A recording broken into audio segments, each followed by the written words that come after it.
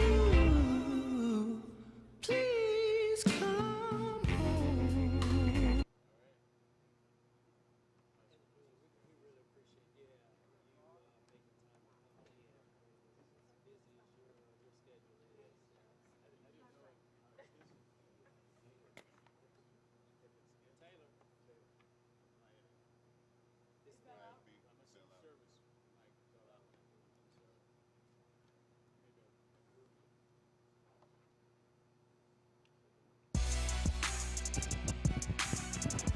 Check one.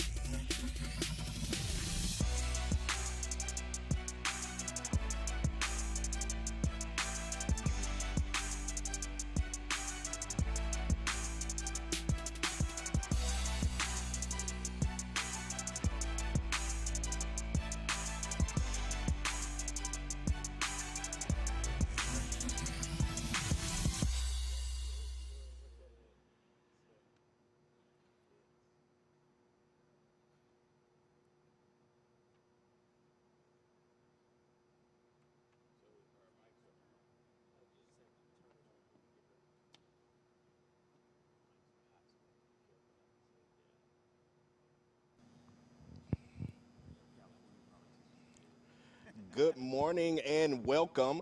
I'm Charleston Talbot, Operations Manager at KGRM here on the campus of Grambling State University, and I am excited to be here for our homecoming edition of Prez Says. Today, President Rick Gallo will be joined by special guest Arthur McAfee, Senior Vice President of Football Operations for the National Football League, and GSU Police Chief Rodney Demery.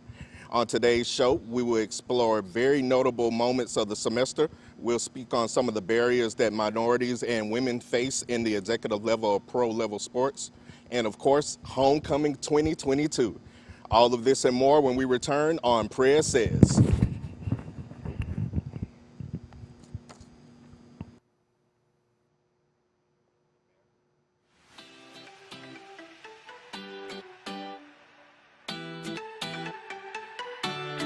The official Grambling State University app is here, and the features make it 100 times easier for you to navigate through the semester. Get direct access to your grades, student email, your Tiger One card, news, the KGRM radio station, campus events, local weather, and more. There's even a map that'll show you exactly where you are on campus so that you can get to where you need to be. In your free time, you can stay up to date with the latest social media posts from the Grambling State University Instagram, Facebook, and Twitter. So head over to the App Store and download the Grambling State mobile app today.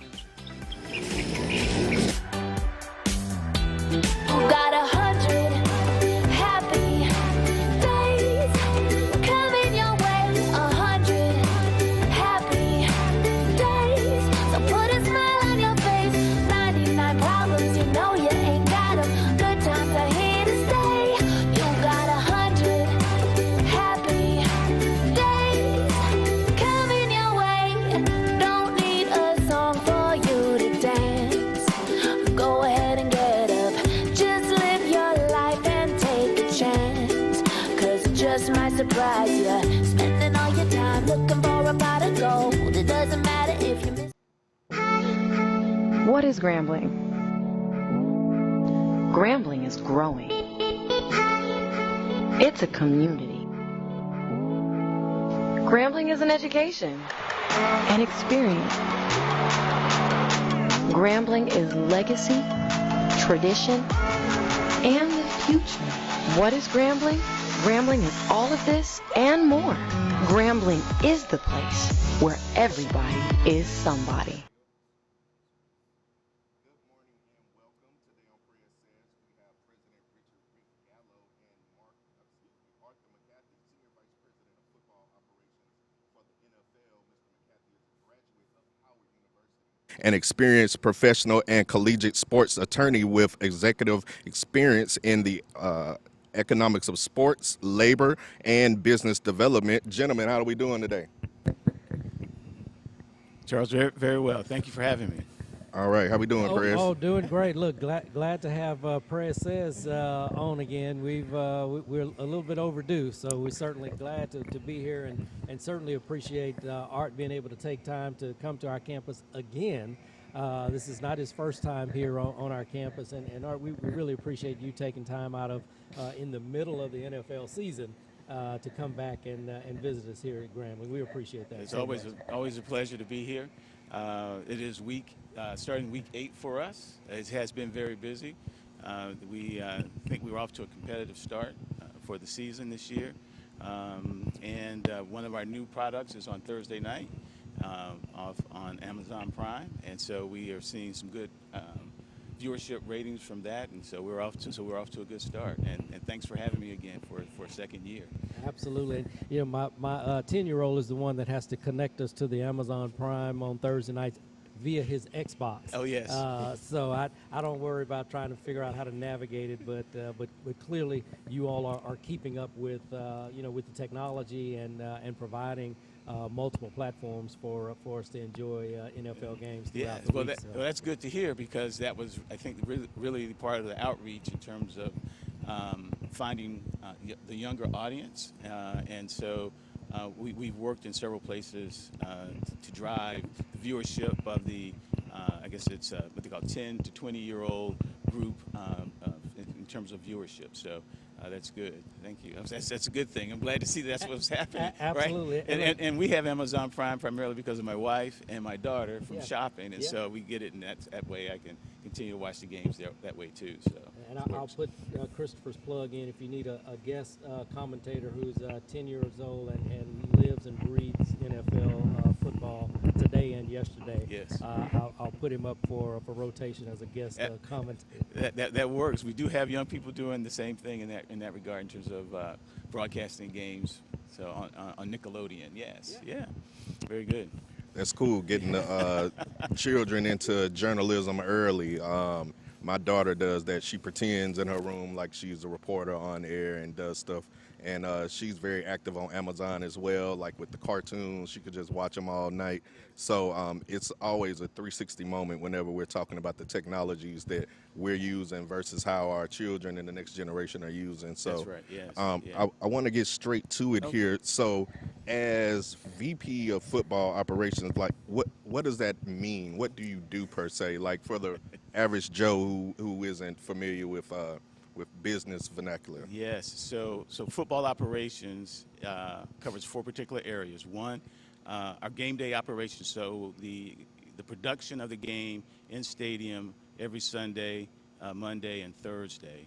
Our team coordinates with club officials on the operation, the in-game experience, right? So everything that happens on the field, from the time of kickoff to the height of the grass, to the score clock, the timing. We also do the training for officials, so the officials work out of our unit, and we also run replay out of New York with our officials unit. We have a business strategy unit that allows us to continue to develop and be innovative in some of the ways in which the game is broadcast and how we work with our broadcast partners to deliver the game to the public. And then we have we call this a policy and education group where we work with the clubs on all of the game day policies and rules of the game. So when players, how they wear their uniform, Right. to the equipment they use on the sideline, the number of people that are on the sideline. So our unit is primarily responsible for all of that happens on game day. That's a lot. How do you handle to manage all that? You named off a lot of things there. Like that's Yes. Well, we try to be real quick and call them the four pillars of our unit. So we have a great staff. Perry Fewell, who's the head of officiating, he has responsibility of identifying and training both the on-field officials as well as the replay officials, because they're a separate unit. And then he sits in New York on game day and reviews all the games as they're being broadcast. And he's primarily there to review any challenges that may occur. Right. We also get a chance to monitor any rule violations from there. So it's really a full staff, and in our unit there's probably close to about 200 people that work with us in this space. So it's really about delegation and having people who understand their responsibilities, and everyone delivers. So, yeah. Says we're here with Arthur McCarthy. He is the Senior Vice President of Football Operations for the National Football League. So I have a question here. I have a quote from George B. Cunningham. He's the author of Race, Ethnicity, Racism in Sports Coaching. And he says that within most NCAA programs, minorities are 4 times likely to be players than they are to serve as head coaches.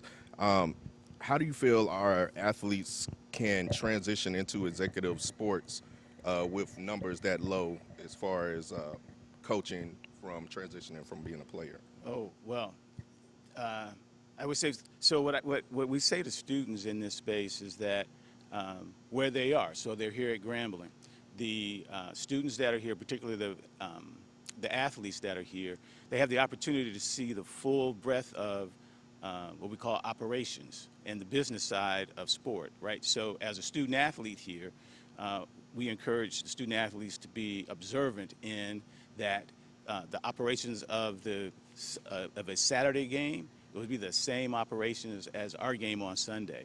You have an athletic director with the communications team, with the facilities team, and so all of those jobs that are at the collegiate level are also at the professional level, and we encourage students who are interested in the sports space to pay attention to those opportunities, those things that are happening at their campus level, and then have that translate to what happens at the professional level. Not only on the football side, but on the baseball side, on the basketball side, you also have trainers and team doctors, right? So people who are interested in medicine, we encourage those students to also see that they could serve the athletic department as team physicians or orthopedics and trainers at the college level as well at the professional level. So we hope that under the auspices of the "if you see it, you can be it," that they then begin to realize that they have that here, and if they recognize it here, they can see that it happens. Many of the people who are here look like them, and so we hope that that's continued encouragement into the space. That's a lot. I'm sorry. So what does the future of the NFL look like as far as ownership for minorities? What do you see in the future for NFL? So it is evolving, would be what I would say. Most recently, our investment group, our primary investors have voted to find ways to encourage minority or black participation in the ownership ranks. We saw that happen with the new purchase of the Denver Broncos. And a lot of that comes with being intentional about identifying people who are interested in the space as an investment. And so we'll continue to work in that space to fulfill that requirement that was passed by our leadership this past March. Good. According to an article that was written by Nick Gooding in February of this year, NFL team ownership is 95% white, despite 70% of the players being black. How do we, I guess, like, how do we balance that out? I know you kind of just touched on it, but especially like with the situation with Condoleezza Rice and Medley Hobson, and what they had to do with what was it, the Walton Penner family. You're right. Yes. So I know they're collaborating with them for part ownership, but do you see direct ownership like in the near future for NFL and minorities? I think that is the goal, right? So, so I would say that we are actively looking for individuals who have the wealth and the interest, right, in the interest in purchasing the team. They're not inexpensive. They're very expensive propositions from an investment standpoint. We have special rules. Our rules are much different in terms of the ownership space than there are in other leagues. And so we have one primary owner of a club that has voting rights, and then the minority owners do not have voting rights. And so when we have meetings, you have direct engagement with the primary investor, right? So that person's going to show up with his team, and they're going to vote on the rules, what the rules should be, and how we're going to operate. And so one person with that kind of wealth is a challenge for us from an industry standpoint in terms of the wealth gap in the U.S. And so we are actively looking to find people who would be interested in that and examining what our ownership rules might be, right? So we're all I can say to that is that we're working on it. Good. Yes. Working on it is better than nothing. That's correct. I take it back. This may work your memory banks here, but how did you originally get into sports law when you were practicing? Yes. So first, let me just say that I'm very privileged to be in this space, right? And that my entry into it comes from my father, who was the athletic director and basketball coach at Morehouse for a long time. And so for me, the sports space is my family's business, right? This was our dinner conversation, even when my mom didn't want it to be. And I had an interest in law when I was in college. And I had the good fortune of being able to start working at the NCAA, and then at IMG, and then at the NFL Players Association, and now here at the NFL. So it is always, and for me, it was always, I've always looked at it as me continuing my family business. And so that's why I say I'm privileged in that space, and I try to be worthy of that privilege that my father provided me. So yeah, that's how I got here.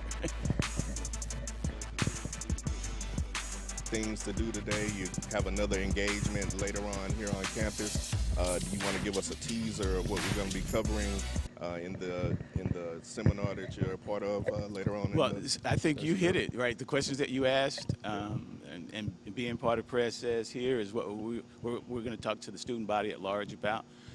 The goal is to be encouraging and show and have the students see a pathway to work in professional sports or in sports in general, just even at the collegiate level, which is still we would say is a very positive career. So.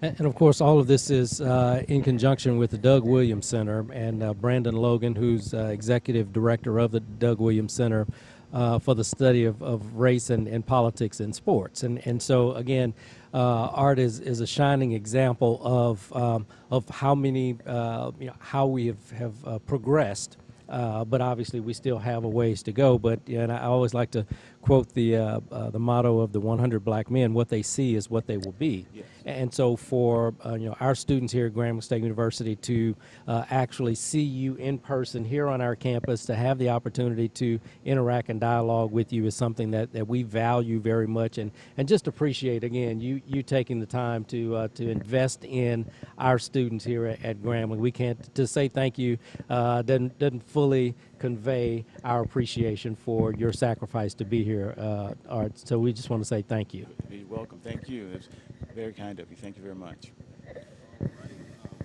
Next, when we return, we will get to campus happenings. It will include safety for homecoming, Founders Day convocation, and cybersecurity up next on Prez Says.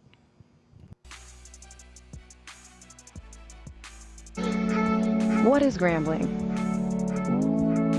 Grambling is growing. It's a community. Grambling is an education, an experience. Grambling is legacy, tradition, and the future. What is Grambling? Grambling is all of this and more. Grambling is the place where everybody is somebody.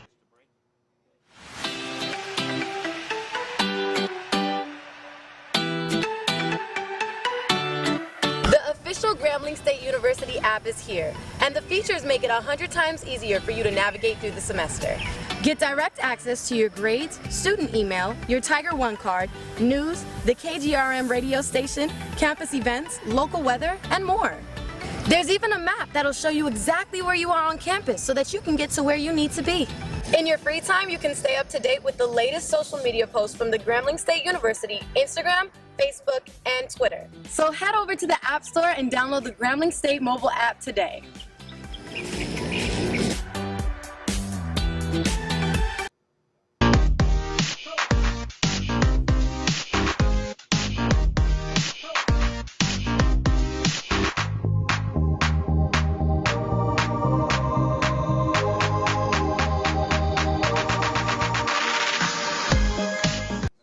You got 100 happy days coming your way. 100 happy days. So put a smile on your face.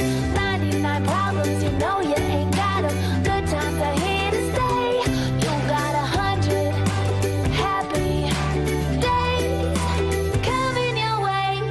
Don't need a song for you to dance. Go ahead and get up. Just live your life and take a chance.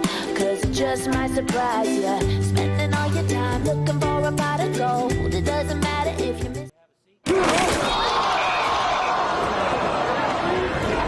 Cats down by 58 with 1 minute left. Hey, where's everybody going? This game's not over. So we're not the best. Our kicker stubbed his toe on the ball, and pretty sure our mascot has this costume on backwards. But this is our team. No matter what. The world-famed Tiger Marching Band presents Click It or Ticket. Drive sober or get pulled over.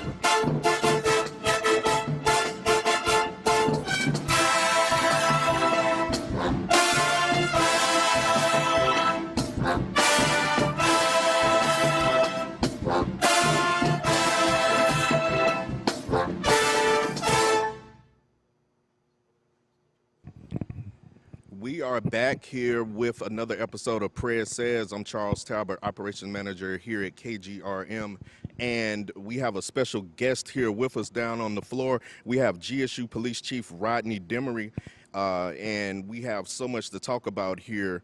How you doing, Chief? I'm great. Thank you. Good.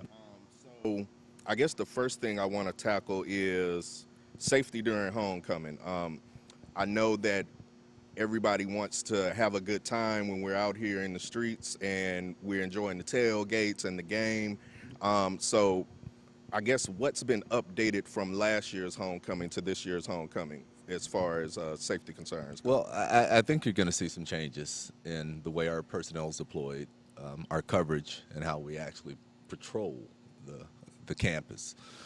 We have some new tools in place.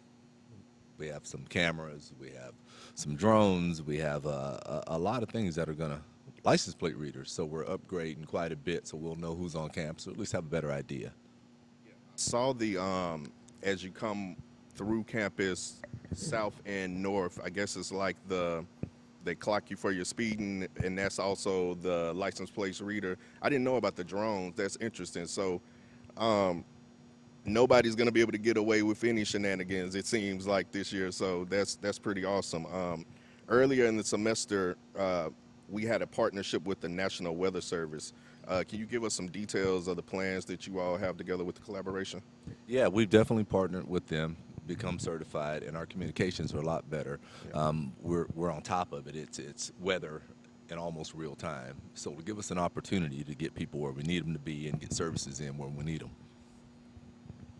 You know, you know, as we think about, Charles, you asked about the changes from last year to this year. You know, obviously, there are some changes in scheduling. For instance, you know, we're going to end events on campus earlier this year. Right. You know, obviously there are some who are not happy with that, and I get it. I certainly understand. We all want to experience homecoming as we always have.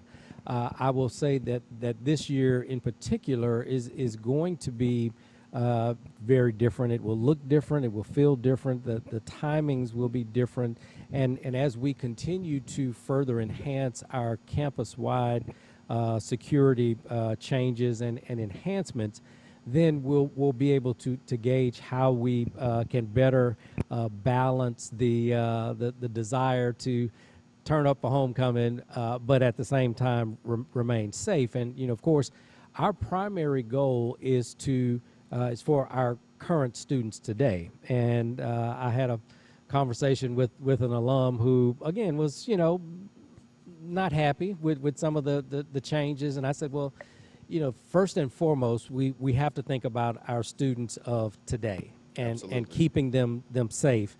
And we want to keep you safe too. And so again, as much as we would like for everything to just, you know, go back to the way it used to be, this year will be different. And so we still want to encourage everyone to come have a good time within the parameters of what we're doing. And of course, it's always the outsiders who create the problems. You know, they saw that at Southern just this past week for their homecoming.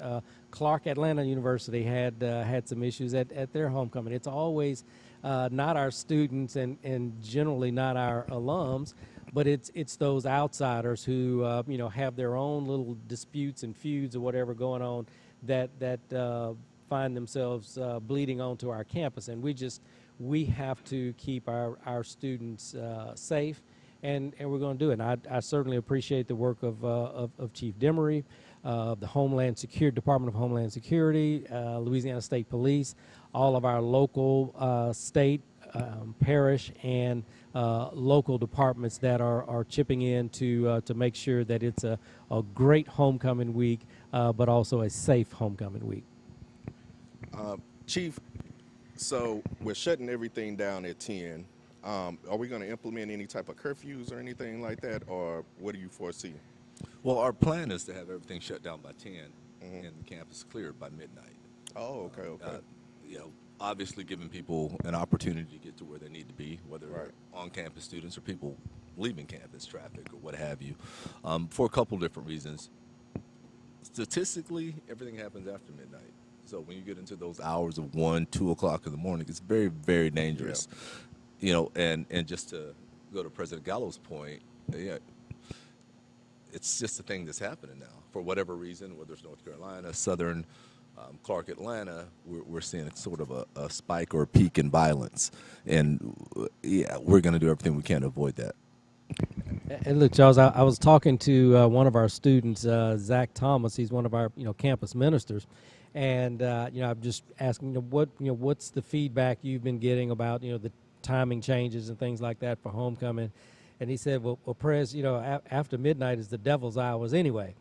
And so, you know, it was certainly reassuring to know that, you know, one of our campus leaders, you know, acknowledges and they understand that there is a need, and especially this year, that we curtail that after midnight, you know, opportunity for the devil to be busy on our campus. Look, I used to be a part of young alumni, not so young anymore, but 10 o'clock's my bedtime anyways at this point in age. So, Chief, thanks for all you do to keep us safe on campus and for what you're going to be doing to keep us safe during homecoming activities. What about the TV show?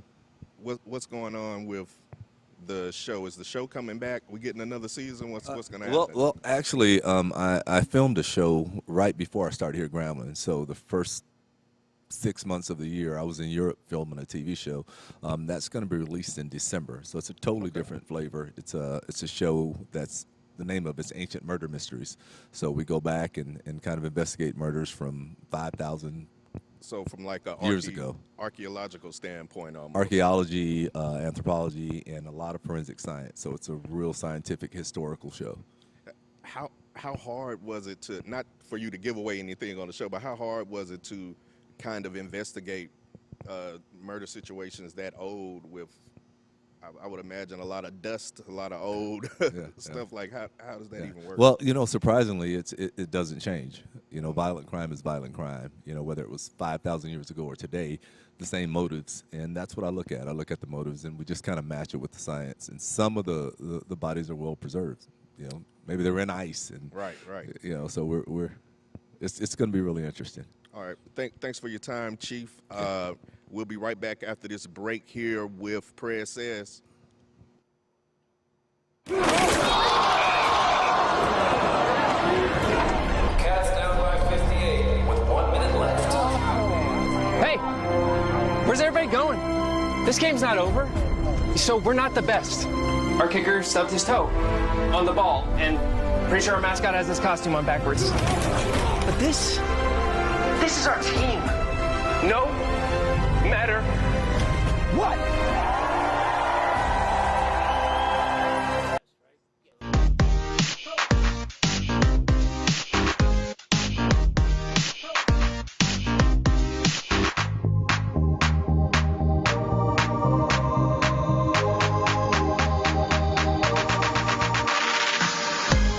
Got 100 happy days coming your way. 100 happy days. So put a smile on your face.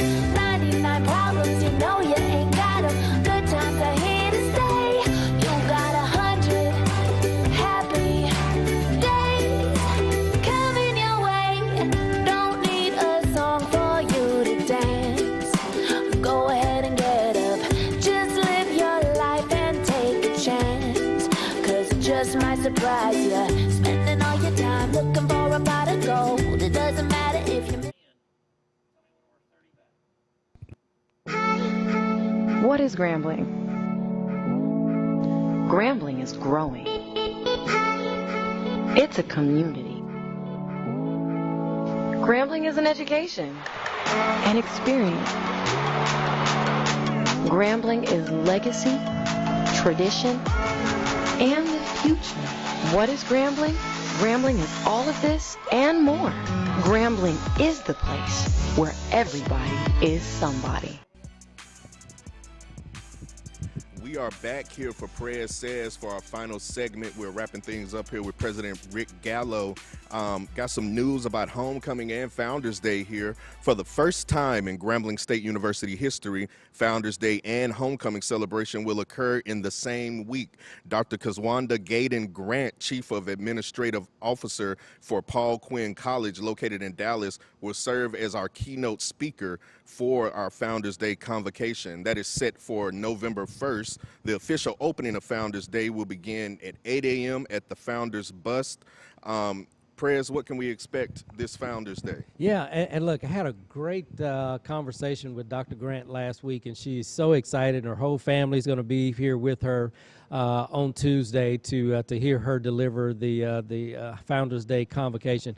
I think, looking at the work that she does there at Paul Quinn, and they are an urban work college, and that is that's unique. They're the only work college there as an HBCU. They're the only HBCU that operates as a work college, and Michael Sorrell, the president there, is doing phenomenal work. And so I think it's important for me and to highlight our alums who've gone out and are doing really great and amazing things. And Dr. Grant is certainly a great example of that. And so as we continue to mark 121 years and looking forward to 125, which it seems like a long way away, but it's really not. And so as we continue to build towards 125 years as an institution, I think we should all really just pat ourselves on the back and recognize just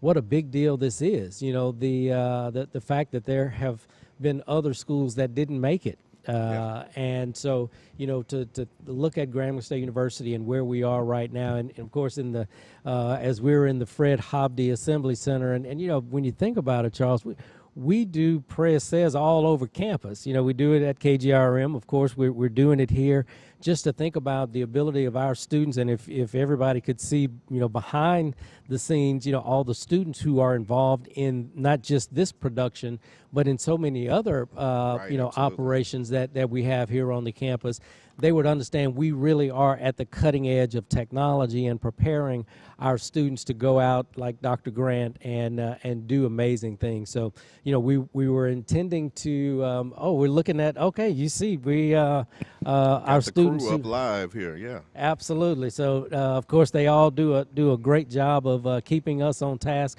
They're real professionals, and they'll let us know when it's time to stop the chit-chat and we're back live. So, absolutely. So thanks, Mr. B, for being a great tutor of these students and providing them with great leadership. I was going to say we were planning to open the library. There were some contractor issues that had to be addressed, and so we're looking to early in 2023 to finally open Louisiana's first and only digital library. Yeah, we're really excited about it as well. Oh, they got a shot up there. That's a beautiful shot. Indeed. So, and I was down at the other public HBCU down south earlier this week, and they're excited about just the ability to be at the cutting edge of technology and where we are. So I did detect a slight bit of envy there that we have this amazing new library that is right at the cusp of opening. Yeah, Grambling State University, obviously the belle of the ball when it comes to digital technologies. You even were recently appointed for the Cybersecurity Commission by the governor as well. So we really got things booming here at Grambling State University. Just want to remind everybody that all about the Grambling State University homecoming activities will be held from October 30th to November 5th. Like we mentioned before, for the first time in history, Founders Day and homecoming occurs on the same week. You can always go to www.gram.edu/homecoming for a full list of homecoming activities. On Monday, I also want to give everyone a heads up that we will have a special surprise for your viewing pleasure. If you go over to gram.edu on Monday, you may be in for a little eye-opener there, Perez. We may have a little surprise for our viewers there when we go to the site on Monday. You better just log on Monday and get ready. And again, when you think about all the things that we're doing here, we're just getting started. Too often people want to live looking in the rearview mirror. We're looking ahead. Although we will certainly recognize our founder and our Founders Day, but we're looking forward. And when you think about all the Grambling greats, they weren't great for doing things the way others had done in the past. They were all trendsetters. So whether it was Charles P. Adams, whether it was Eddie Robinson and all he did in football, or Conrad Hutchinson being the father of the modern HBCU band sound, we've always been innovators, and so we're just getting started. And so we're just excited about Monday and Tuesday, Wednesday, Thursday, Friday, Saturday, and on and on and on. Every day it is a great day to be a Tiger. Absolutely. The past is clear, but the future brighter than ever for Grambling State University. Prez, thank you for joining us here for another episode of Prez Says. Thank you to Mr. Alan Blakeney and his crew of students for making us look good on camera here. I'm Charles, Operations Manager at KGRM, and we are signing off for Prez Says. You all take care.